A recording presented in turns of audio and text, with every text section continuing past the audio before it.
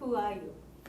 I am Earl Valdez, and I am a Catholic priest from Manila, but also I teach philosophy to different students in a university there. Tell us a little bit about Manila. So Manila is, well, the capital of the Philippines, and because it is a very busy city, much like Seoul, a lot of Filipinos come there from different provinces and regions around the country in search of jobs, in search of a better future. But also, in the case of people like me who were born and raised there, Manila is, for me, a home, a very, very busy home in which a lot of things are already happening. A lot of things also have been going on, not just in politics, but also in economics and the social dynamics of people of different cultures. So basically, it's a melting pot of everything. And how old are you and how long you been a Catholic priest? Oh, I'm 32 years old, and I have just been a priest for more or less 16 months. I was ordained. I became a priest on March 2020 in the middle of the COVID-19 pandemic. So next question is, what is the happiest memory of your life?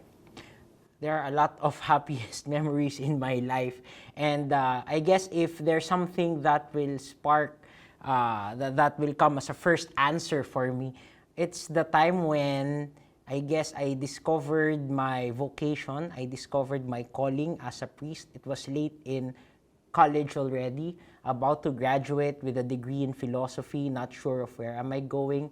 I went on a spiritual retreat, and it was there that I sort of, in religious terms, received that call to, in some sort of insight in me that sparked, in which, well, I think I am for the Catholic priesthood. What is the saddest memory of your life? I think so far, I cannot identify one particular point, but I think the past pandemic. And I really remember how life has changed so much in these past 2 years, in which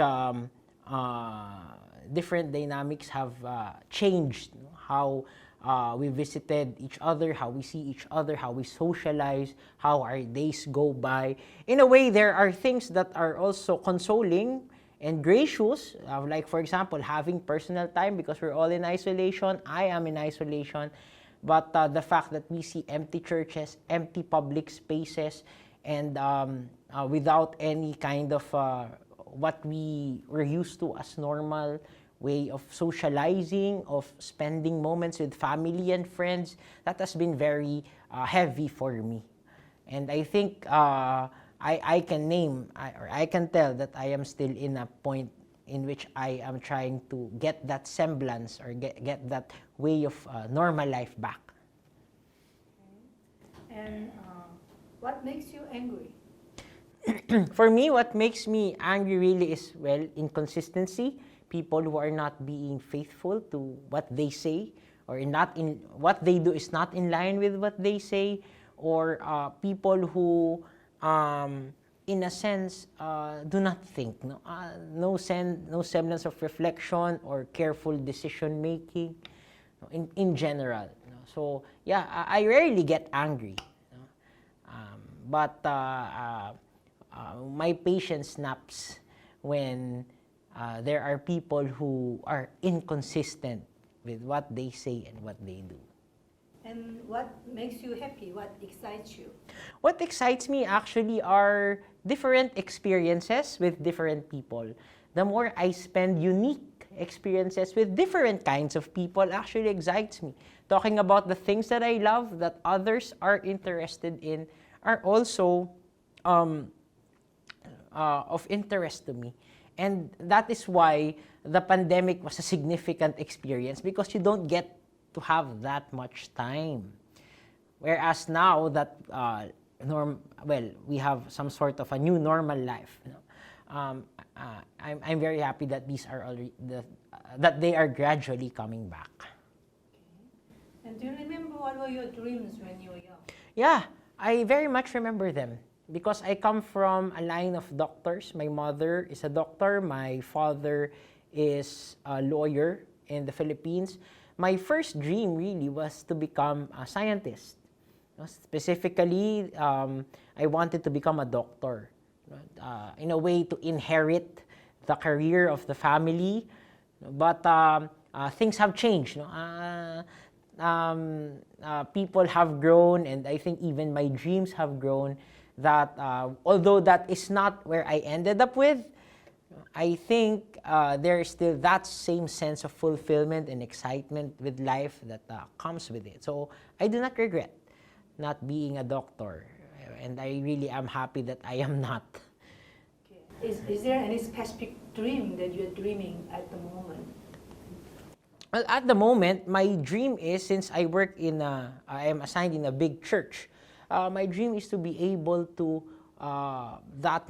what I say and how I interact with our communities becomes an inspiring force to draw more people to the church, I guess, because I think we live in a time in which it is very hard to see what the purpose of religion is. And as we all know, we who believe know its value. How do we then bring this value to people if we cannot invite them?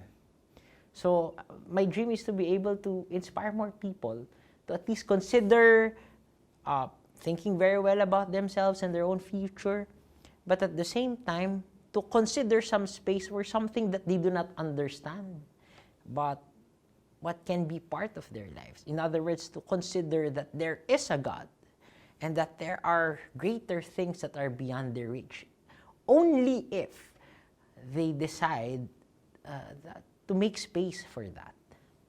Okay. Now, I'm getting into deep questions, actually. All right. How did you learn about BTS? I have been a K-pop fan since probably high school or college, around the late 2000s. I have been following what they call the second generation groups, like Wonder Girls, and those that follow them. I like to explore music. I have been into many different genres, both Asian and Western alike.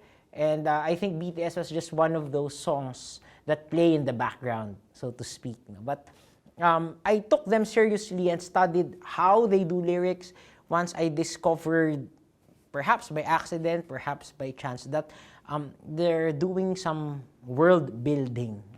In a sense, building their own story, trying to reflect their own sentiments in a very authentic way, something that we rarely see from other groups. So that sparked my interest to check their music and somehow to study them now at this level.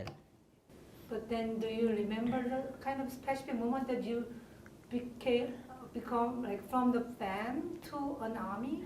Yeah, I think I've always been asked that point, and I recognize myself to be a sort of DNA era or boy with love, somewhere there.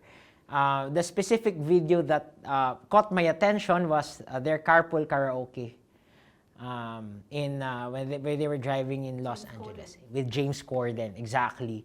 So that caught my attention. And initially it was really how they can adjust to their audience, their wide range of genre. They sang Post Malone in that video.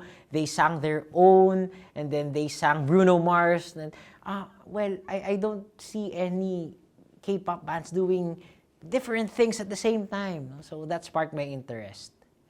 Okay. And do you think BTS has changed your life in some way? I think so.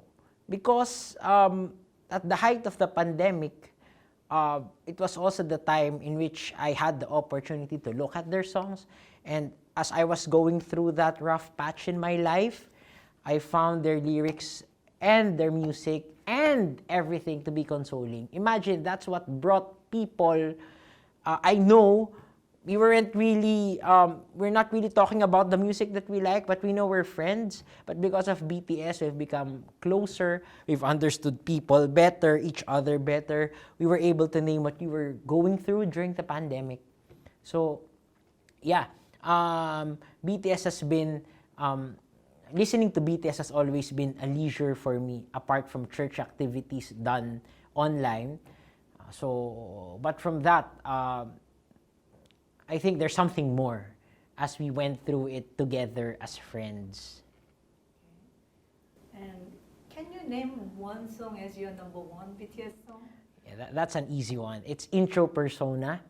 My bias is RM. In fact, the whole rap line because of how they write their songs. But Intro Persona is my favorite. More so because not only because I like rap. I like Korean rap and R&B. But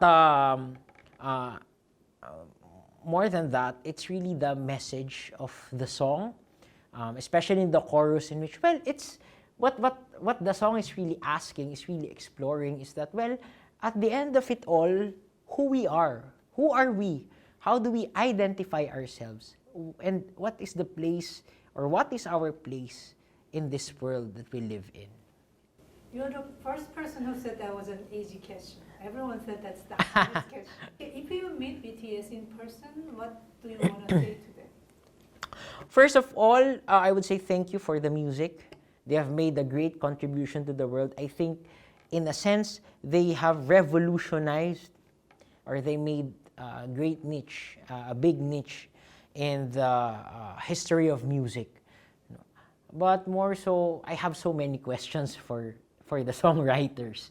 But yeah, over and above that is that gratitude and, of course, wishing their best as they go to their second chapter.